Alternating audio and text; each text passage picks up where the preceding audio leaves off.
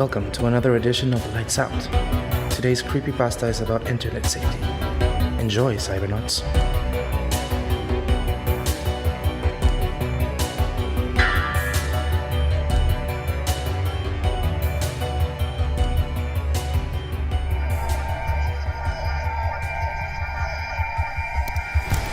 Son, we need to have a chat about internet safety.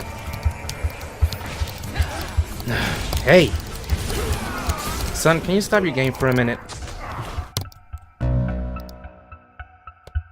Dad, is this going to be another cheesy, scary story? After him telling me this, I had a sudden flashback about how he grew up listening to my stories about children who encountered witches, ghosts, werewolves, and trolls. Like many generations of parents, I used scary stories to reinforce morals and teach lessons about safety. Single dads like me should use all the parenting tools at their disposal. So I had to think fast about my reply. What? You don't like my cautionary tales? I thought you did. They were fine when I was 6, but now that I'm getting older, they don't scare me anymore. They seem kinda silly. If you are going to tell a story about the internet, can you make it really, really scary? Dad, why are you looking at me like that? I'm 10 and I'm sure I can handle it. Okay. I'll try. I began. Once upon a time, there was a boy named Colby. His expression indicated that he wasn't impressed with the terror of the introduction. He sighed deeply and settled in for one of Dad's cheesy stories. I continued. Colby went online and joined several children's websites. After a while, he started talking to other kids in-game and on the message boards. He made friends with another 10-year-old boy named Helper 23. After several months of friendship, Colby gave Helper 23 6 diamonds in a game they were playing. This was a very generous gift. Colby's birthday was coming up and Helper 23 wanted to send him a cool present in real life.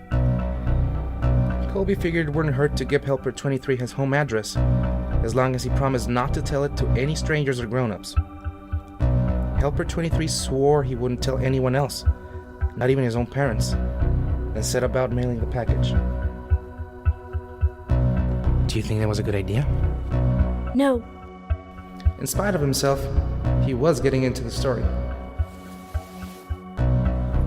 Well, neither did Colby. Colby felt guilty about giving away his home address, and his guilt began to grow. And grow. By the time he put on his pajamas the next night, his guilt and fear were larger than anything else in his life. He resolved to admit the truth to his parents. The punishment would be steep, but it was worth it to have a clear conscience. He squirmed in his bed as he waited for his parents to tuck him in. My son knew the scary part was coming up. In spite of his tough talk, he leaned forward wide-eyed. I spoke quietly and deliberately. He heard all the noises of the house.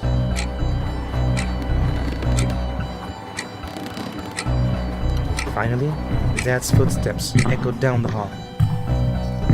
Hey, Dad. I have something to tell you.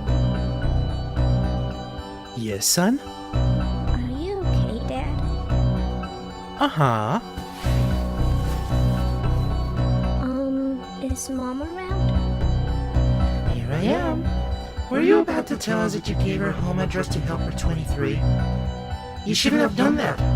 We told you never to give out personal information on the internet. He wasn't really a kid. He just pretended to be one. Do you know what he did? He came to our house, broke in, and murdered the both of us. Just so he could spend some time with you. A fat man in a wet jacket emerged in the child's doorway holding 2 severed heads.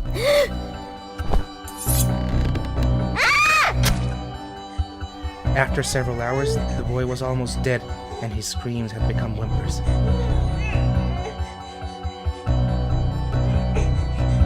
This was a very special treat. He had never murdered a baby before, and he was excited about the prospect. Helper 23 left Colby to die and followed the cries throughout the house like a homing beacon. In the nursery, he walked to the crib, picked the baby up, and held it in his arms. He moved towards the changing table to get a better look. But as he held the baby, the crying died down. The baby looked up and smiled. Dr. 23 had never held a baby, but he gently bounced it in his arms, like a pro. "Hey there, sweet little guy." He walked out of the nursery, took the baby home, named him William, and raised him as his very own. After I finished the story, my son was visibly shaken. Between ragged staccato breaths, he stammered. But Dad, my name's William. Of course it is, son. But deep down, I think he liked the story.